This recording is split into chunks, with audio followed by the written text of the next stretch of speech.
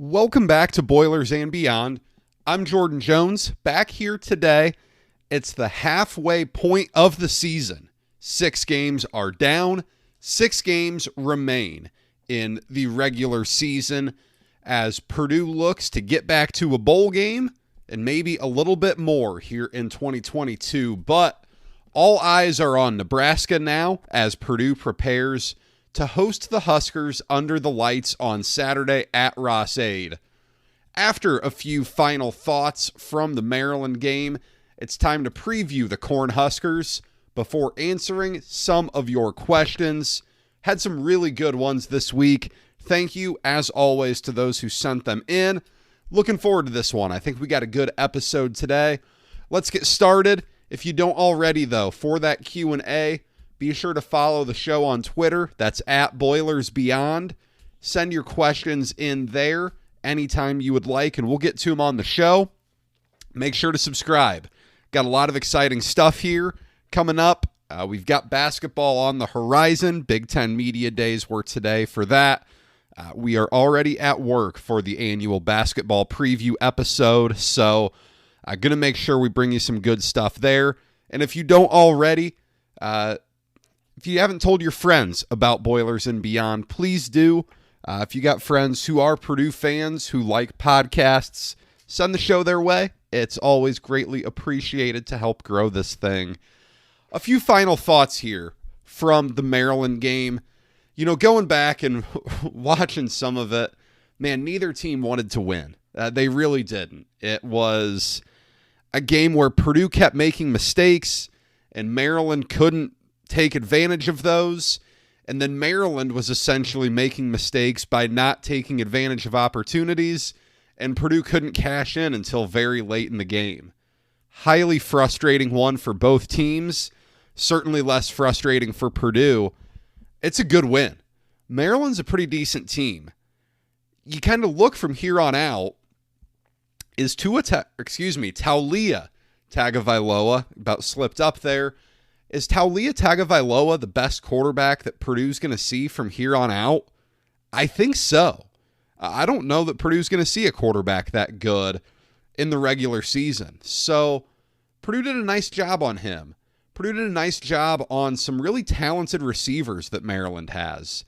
They got a good group, and I think Purdue did a really good job on defense covering some of those guys.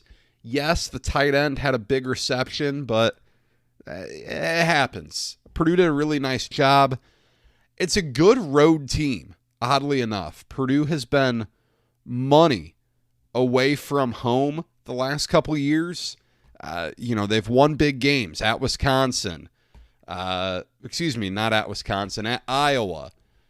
They won, at Nebraska last year. They won that game up at Wrigley Field, Music City Bowl. Now Maryland, Minnesota. They've won some good games away from home. So those 2 noon kickoffs back to back certainly helped. Not like Maryland, Minnesota are known as tremendously rowdy environments, but it's hard to win as a road underdog. And to do it in back-to-back games, very impressive there by Purdue. But now you turn the page. You're a home favorite now. 7:30 p.m. kickoff on Big Ten Network on Saturday. Nebraska comes to Purdue. Purdue opened up as 11.5-point favorites. That's up to about 14. 13.5, 14 is what you would currently get it at. Big number there. No doubt a big number.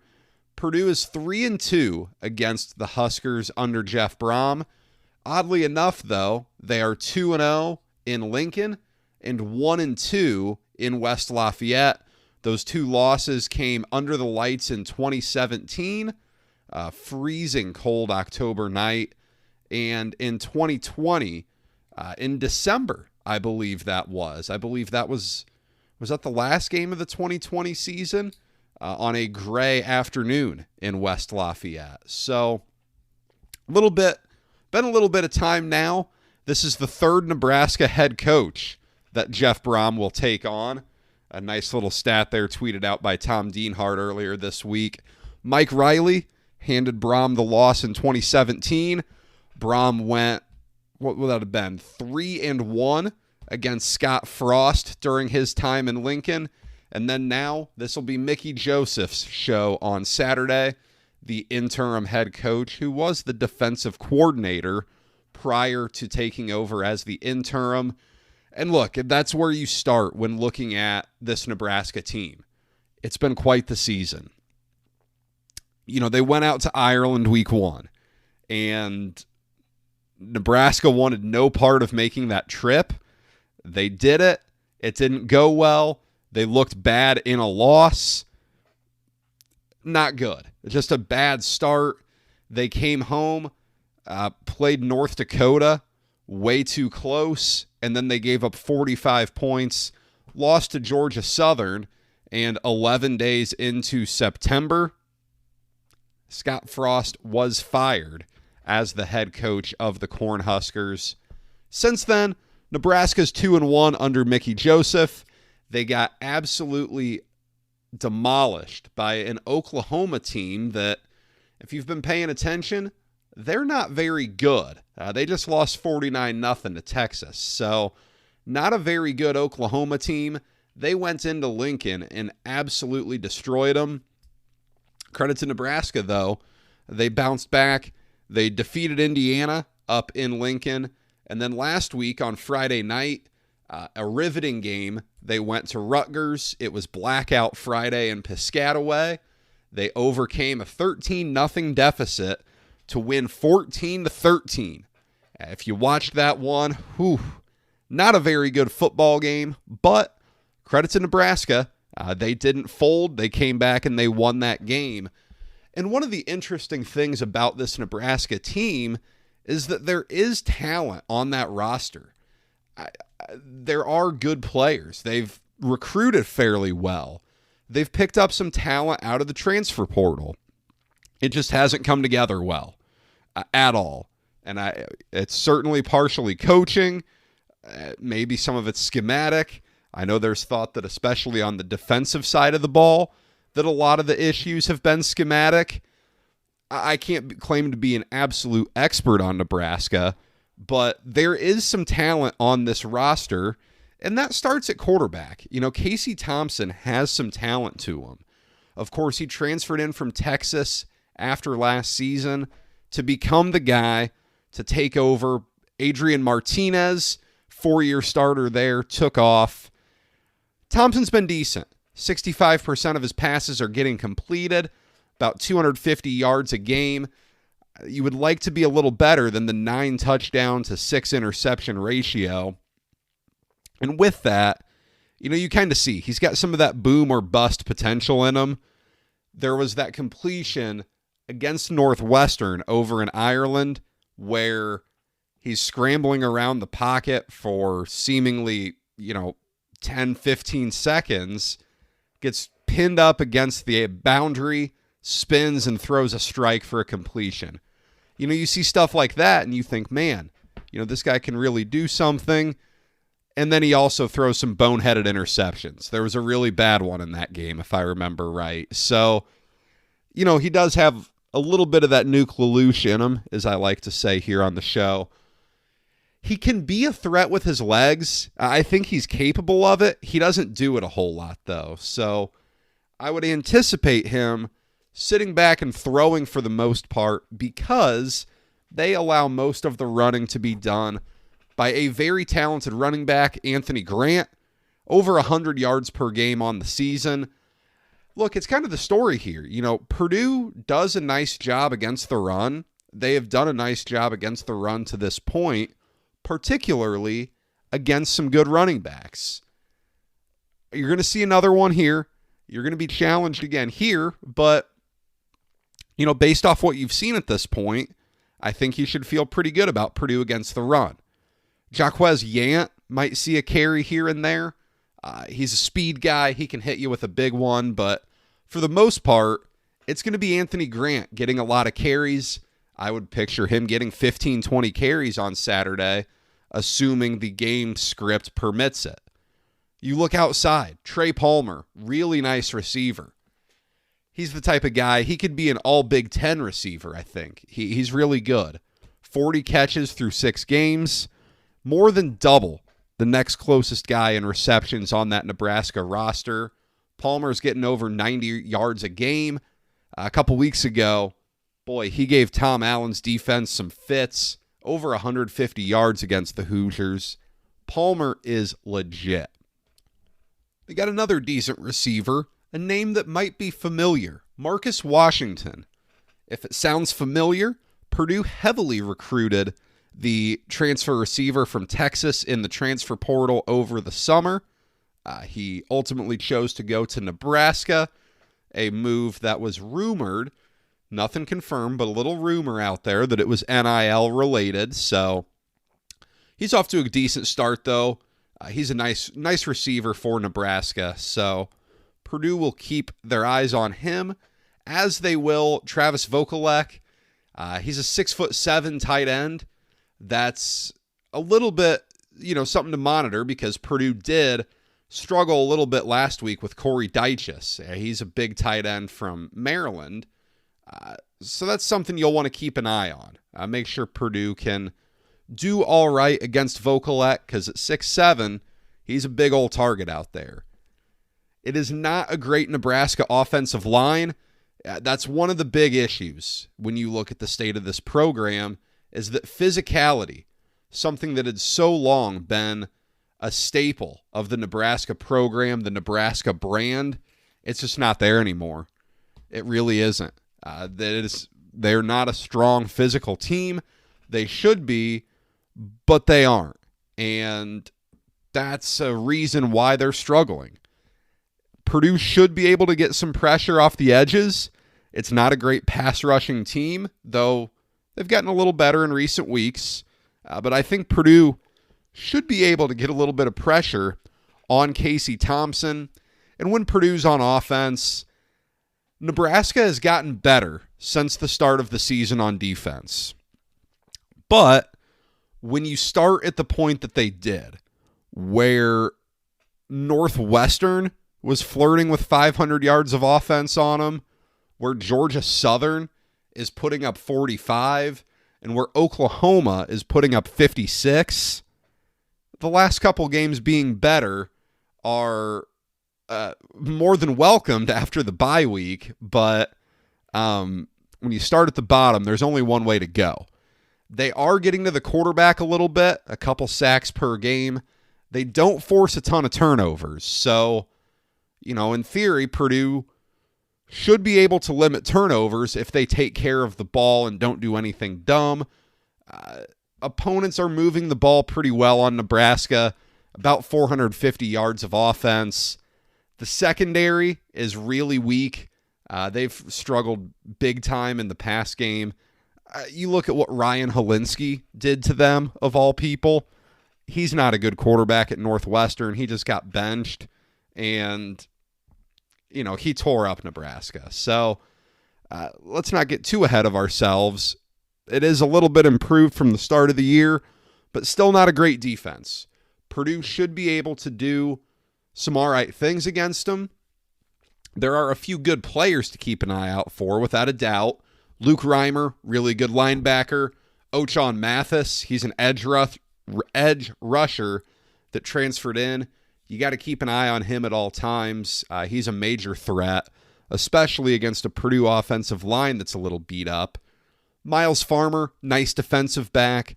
So there's some talent on this defense, and that's the story of Nebraska. There's talent there, but the little things aren't done well. It all doesn't mesh together well. To this point, Nebraska is just 1 for 4 on field goal attempts. Not a ton done in the return game either, so they're not some special teams juggernaut. Interesting team, without a doubt. Looking at Purdue, as we do every week, with the injury report, and man, this list is getting a little longer, folks. Not great here. So let's go to where we're at now. Dylan Downing is going to be out for a little while. Golden Black's Tom Dienhart reported that the other day, that Downing's got a foot injury.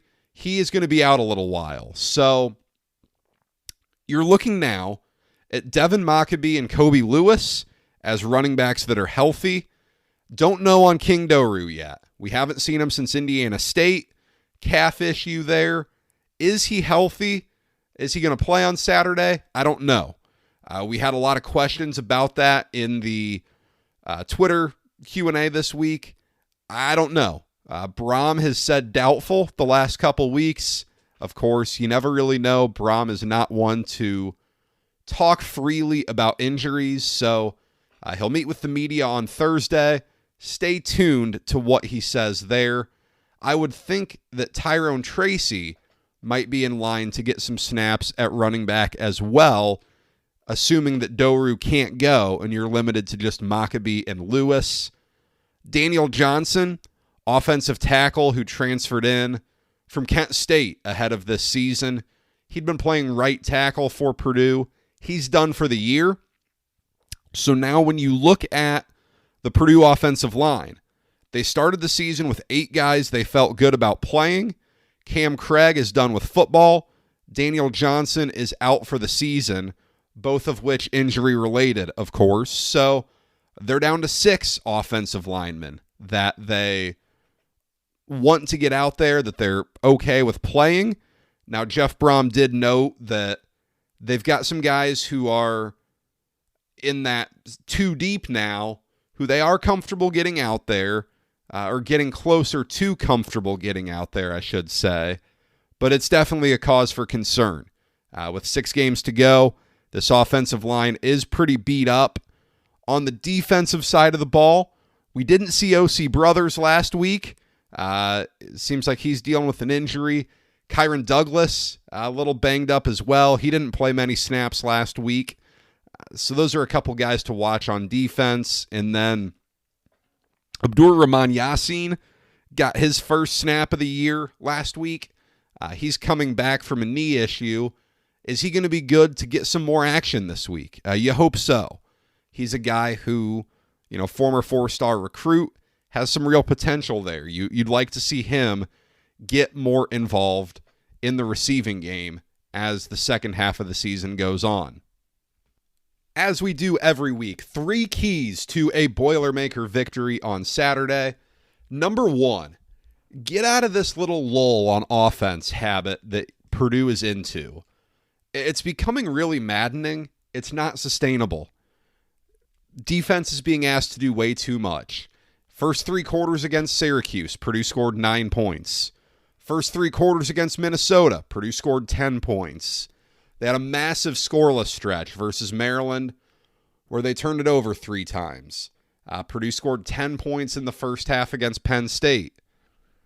This is a problem. This isn't how this team is built to win. This is an offensive program. You have a good quarterback. Purdue's got to find a way to get more production early on in games. Got a weaker defense coming in this week. Go score some points. Number 2, Purdue's got to start taking advantage of mistakes better than they currently do. Opportunistic football is incredibly important. Now, I'm not saying you got to take every interception back for a touchdown, but when you have a situation where Maryland kicks a field goal and misses, and you have a little momentum there, go capitalize. Maryland had a poor punt. Purdue got the ball in plus territory, didn't score. That's the type of stuff you have to do better at converting on. Nebraska's going to make mistakes. If there's one thing that you've learned about the Nebraska program, since they've joined the Big Ten for the most part, certainly since they've fired Bo Pelini, they will make mistakes. It's on Purdue to go out and capitalize. That's a key going forward, but you got to start that on Saturday. And number 3, a different one, something I don't know that we've talked about much on here, but the middle 8 minutes of this game are going to be important, I think. The last 4 minutes of the first half, first 4 minutes of the second half. If you can play well there, I think you put Nebraska in a bind. Even say this game is close going into the middle 8, and Purdue can score to end the first half, get some good momentum. Doesn't matter who gets the ball to start the second half. But if you can pop them in the mouth or you can go out and score, you get that momentum and you can build on some positive stuff in the second half. You get a lead on them. Make Nebraska a team that's fired their coach, a team that, yes, they still have plenty to play for, but man, you can fracture them, and you can make sure that you get that lead out and you make them claw back. They may do it. They fought back last week, but Purdue's a little more formidable than Rutgers, who had their second and third string quarterbacks in there and couldn't move the ball to save their lives. Purdue hasn't been good on defense at the end of halves at all. Maybe you can work on that. And Purdue tends to fall into that lull in the third quarter. Get out of it. Come out of the locker room, positive momentum, and go strike. Purdue does those three things. I think Purdue's going to win, and I do think Purdue is going to win this game. However, I don't think Purdue can cover such a big number. I'm going to go 31-24. Purdue wins. If you're going against the spread here, just from an ATS standpoint, Jeff Brom has been really good as an underdog, not all that good as a favorite. That's just the way the trends have gone over the last 5.5 years. I think 14 is a little too steep. Purdue hasn't exactly looked capable of blowing teams out. Now, if they put it all together, I think they can. But I think Purdue's the better team. I think Purdue has the better coach. I think Purdue has the better quarterback. I think it's going to be a really good environment in Ross 8 on Saturday night. It's going to be, at least from an early weather report, one of those nice, cool fall days. It should be a beautiful day, sold-out crowd. I think there's a lot to like about Purdue here. Can they come out and take care of business? This is something that Purdue hasn't always done a great job of. They've always been good as an underdog, but now that you're 14-point favorites, can you come out and take care of business against Nebraska? I think Purdue does. Tweet me your predictions as well. Let's hear what you have to say. Speaking of tweeting me, let's hop in. Q&A here. Thank you again. You guys sent in some really good stuff this week. Looking forward to this segment a lot. So let's hop right in. Does Nebraska appear to be improved without Scott Frost, or were they lucky against Rutgers? Look, Rutgers is really bad. I don't want to get anything confused here. They're not a good team. They do have a nice redshirt freshman quarterback, Wimsatt, but he was hurt. So they were in a weird quarterback situation with two bad quarterbacks. An offense that wasn't doing much, and they just fired the offensive coordinator because of it. Look, you got to credit Nebraska for not quitting in general. You know, they've won 2 games in a row here. I don't think Indiana's very good either, who they beat 2 games ago. But you can only play who's on your schedule. So are they getting better? Probably.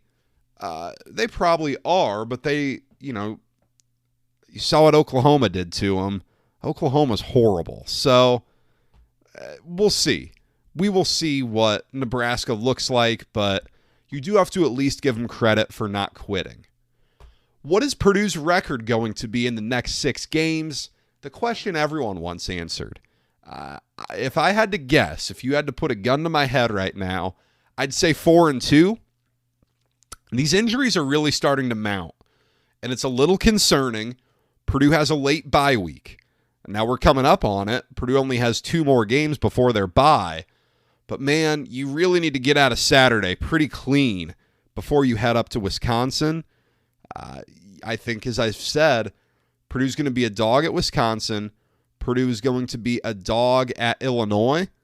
I think they'll be favored in their other 4. Nebraska, they obviously are. Iowa, I think Purdue will be favored at home. Northwestern, Indiana, Purdue will definitely be favored, assuming they're not completely decimated with injuries. So I'm going to go 4-2. I think Purdue can go 5-1. Without a doubt, I do. But you kind of always have to be a little weary of Purdue as a favorite. We'll see. 8-4, still pretty good. But, really, Purdue's in a spot now. After a disappointing start, the last 2 games have put them in a really good spot. Had a good question here. Some intriguing Big Ten West matchups down the stretch that will impact Purdue most heavily? I think it starts this weekend with Minnesota at Illinois. You know, two teams that are tied for first place in the West, along with Purdue and Nebraska right now. Illinois might be without Tommy DeVito, their quarterback. So, you know, you see Minnesota is a favorite here, but that's a big one. You know, which team falls to 2 losses? Purdue certainly hopes that they don't fall to 2 losses.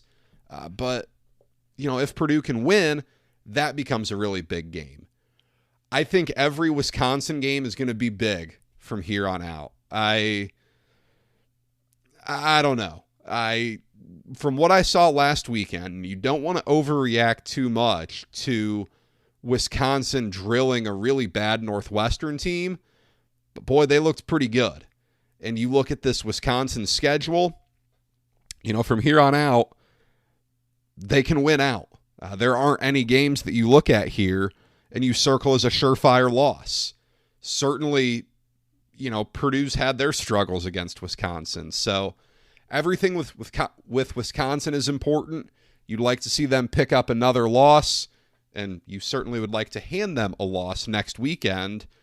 And then 2 other ones, Minnesota at Penn State, Illinois at Michigan. If you're Purdue, no upsets there. You want the East team to dominate in both those games. So those will be important as well.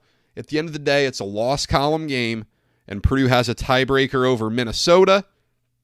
A lot of football to play, though. Still half the season to go. Why do I think Purdue hasn't run any trick plays this year? And, you know, it's been a multi-year thing. They've really slowed down over time. You know, in 2019, Purdue didn't have an offensive line that could block worth a damn, so it was really hard to run trick plays at that point. 2020, kind of the same deal. Always had players in and out with COVID and stuff. Weird deal, but, you know, last year you saw some 3-quarterback stuff. You saw the Jackson Anthrop touchdown against Michigan State, but for the most part, there wasn't a whole lot. I think this year, looking at it, you don't want Aiden O'Connell to be put in a position where he can get hit. Like, I think back to that trick play. Purdue ran the Philly special at Illinois in 2018, and David Blau caught a touchdown right side of the end zone. But, man, he almost got lit up on that play. I can't remember if he did or not. He might have gotten hit. I can't remember, but if not, I know it almost got picked off. You do not want Aiden O'Connell in a position where he can get hit. He already gets hit enough taking sacks. You can't afford to lose him. Your receivers aren't exactly burners. That doesn't help. And I think the other thing, too, is, you know, you want to run your offense. You don't want to have to do trick plays. I mean, you think back. I mean, there was a stretch, you know, 2017, and even in 2018, it felt like Purdue ran a flea flicker in every game. And it often didn't go very well. It really didn't. You know, they had the fake flea flicker against Rutgers that worked, but it hasn't always gone well. So, I don't know. Certainly you want to be creative. And when Purdue's offense has some struggles like it has at times this year, it wouldn't be the worst thing to throw one in there. But you also have a really good quarterback that you feel good about moving the ball downfield with. So, we'll see. I will guess, though, that we see at least one big trick play coming sometime in the next couple weeks. Will there be a Boilers and Beyond tailgate when Purdue gets to the Big Ten championship game? Well, if Purdue gets to the Big Ten championship game, I've got a feeling it will be a black and gold party down from Lucas Oil Stadium at the Slippery Noodle.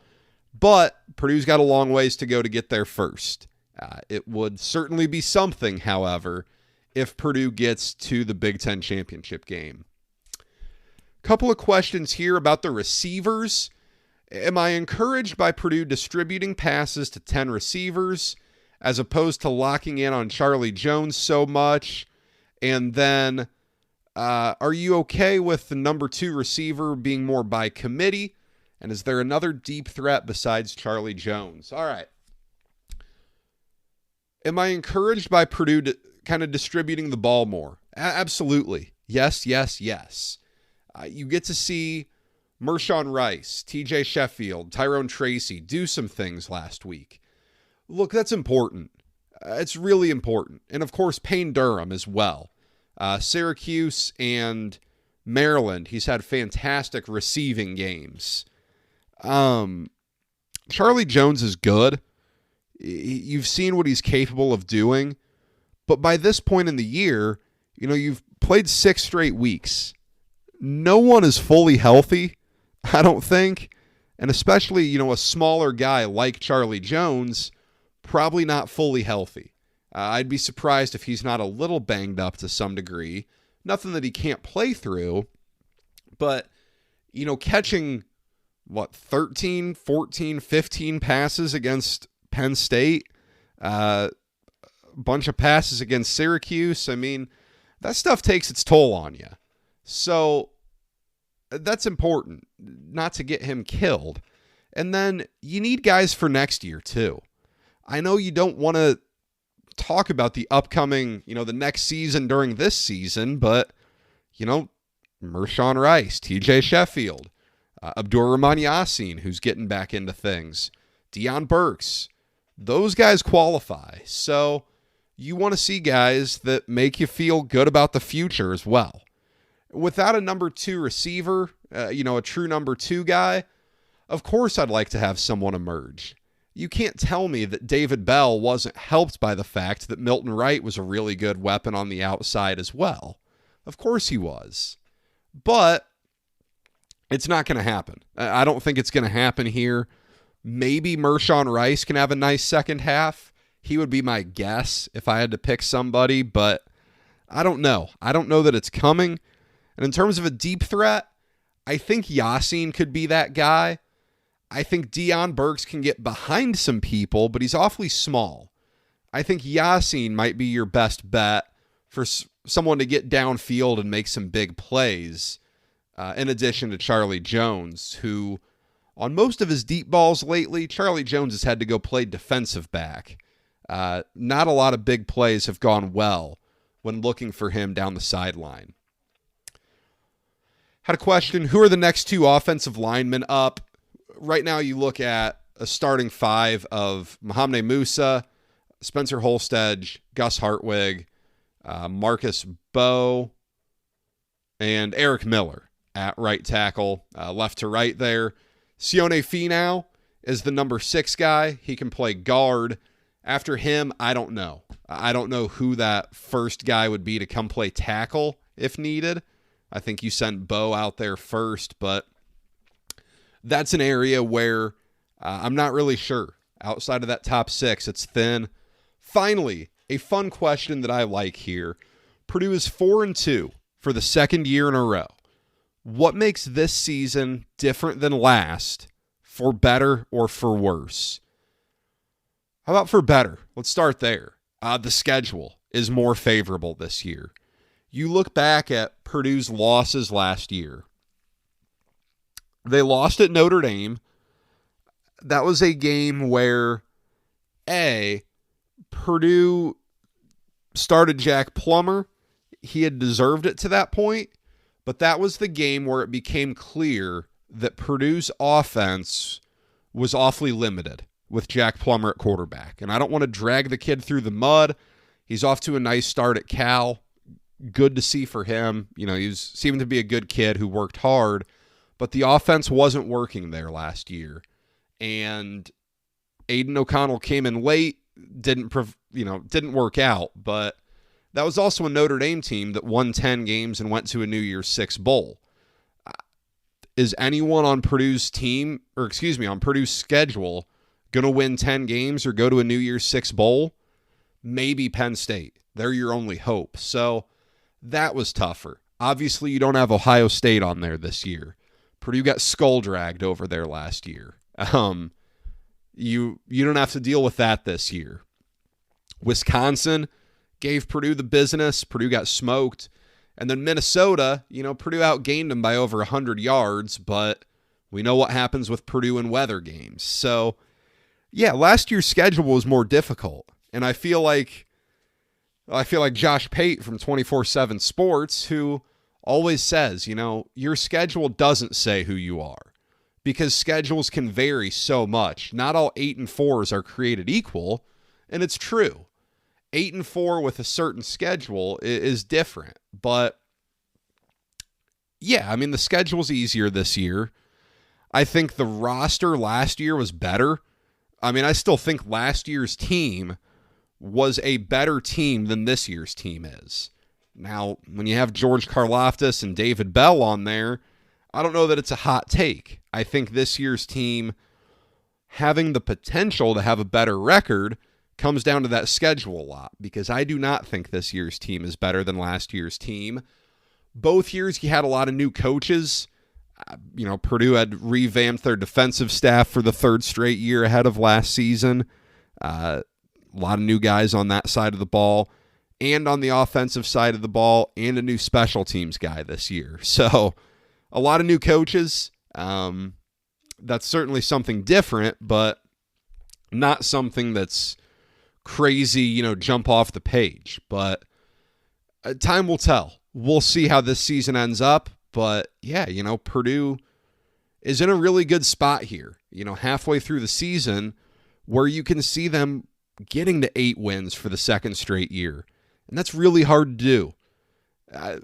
If Jeff Brown was hired and someone told you that Purdue would win 8 games 2 straight years under him, you'd be ecstatic given what the program was before he got to Purdue. You got to be thrilled with what's going on right now. Purdue's in a good spot. Saturday against Nebraska, they're in a good spot to get another win. We shall see if they can do it. But that's all I have for you today. Thank you, as always, for spending your time with me. Sunday, we'll be back here with some thoughts about whatever goes down at Ross-Ade Stadium on Saturday night. Then, next week, midweek, it's time to preview Wisconsin. And that's a game that Purdue fans have probably had circled on their calendars for some time. Boilers Beyond on Twitter. Give us a follow. Send me your questions. Safe travels to those of you coming into West Lafayette on Saturday. And until next time, take care and enjoy the game.